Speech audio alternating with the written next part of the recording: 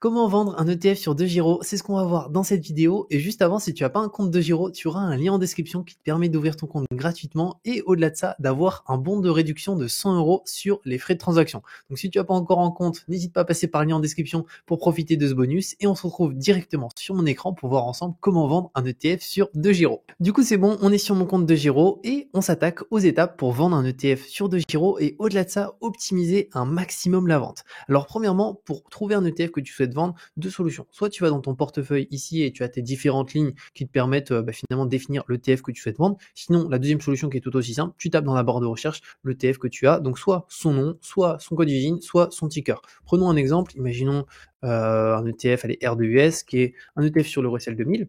Alors là, c'est important, si tu passes par la barre de recherche, tu peux voir que tu as l'ETF qui ressort plusieurs fois. En réalité, c'est le même, c'est juste la place boursière qui change. Donc ici, il faudra que tu sélectionnes lui que tu as acheté via la même place boursière afin de le vendre sur la même place boursière à ce niveau-là. Donc ici, dans mon cas, moi je vais prendre EPA. Donc EPA, c'est Euronext Paris à ce niveau-là. Donc, si on se met ici, tu vois, Euronext Paris.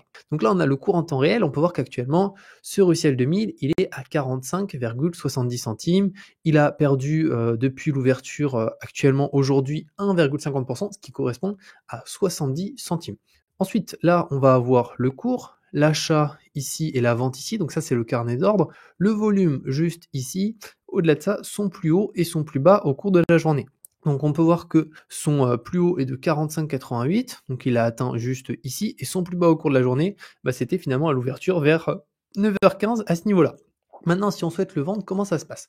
On va tout simplement sur vente juste ici, et là, tu as deux solutions pour vendre tout simplement un ETF. La première, c'est de te mettre à court limité. Et la deuxième, c'est de te mettre au marché. Tu as aussi le stop loss, stop limit, mais là, on va vraiment rester sur à court limité au marché, qui sont les principales ordres de vente. Commençons par au marché, c'est le plus simple. Alors au marché, imaginons tu as acheté cet ETF, on prend un exemple à 48 €, et tu vois qu'il baisse et tu te dis, je pense qu'il va baisser beaucoup plus et j'aimerais le vendre, ou inversement, tu l'as acheté à 35 et là il est monté à 45,70 et tu aimerais vendre tes différentes parts d'ETF. Pour ça, tu indiques juste la quantité. Donc imaginons si tu en as acheté 2, tu peux indiquer 2 ici au marché. Tu cliques sur valider l'ordre. Alors moi dans mon cas, vu que j'en ai pas dans mon portefeuille, si je le fais, je pense qu'on va avoir un message d'erreur. Ouais, on a un message d'erreur, c'est normal. Mais si toi, dans ton cas, tu as, imaginons, un ETF précis, imaginons celui-ci, pour le coup, tu verras que tu n'auras pas ce message d'erreur qui s'affiche directement. Ça fonctionnera à ce niveau-là. Et étant donné que sur DeGiro aussi, il y a des ETF sans frais de transaction, ce qui est le cas pour celui-ci, l'avantage c'est que quand tu vends aussi, tu n'as pas de frais de courtage sur DeGiro, sur les ETF sans frais de transaction. Donc ça, c'est vraiment très cool. Et maintenant, si on souhaite vraiment optimiser notre vente, parce que ça, c'est la manière non optimisée. Pour optimiser la vente, on ne va pas se mettre au marché, on va se mettre directement à court limité. Alors ici, on va indiquer la limite. Si, imaginons, moi je l'ai acheté à 35 cet ETF et je pense qu'il va encore un petit peu monter et j'aimerais du coup le vendre quand il passe pour l'exemple à 46,5 juste ici. Donc j'indique 46,5. Ici j'indique la quantité que j'aimerais vendre. Donc imaginons j'en ai acheté peut-être 15 et je souhaite en vendre 5. Donc j'indique la quantité. Donc là 5 fois 46,5 ça fait 232,5. Ensuite, là, ce qu'il faut prendre en considération, c'est qu'on est sur ordre du jour.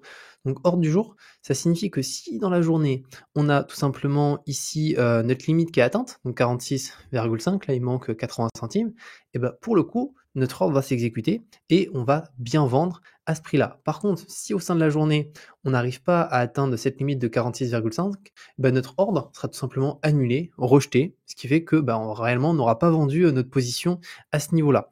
Et si on veut qu'imaginons notre ordre dure sur plusieurs jours, sur une durée indéterminée, pour ça, il va falloir passer de ordre du jour à continu juste ici.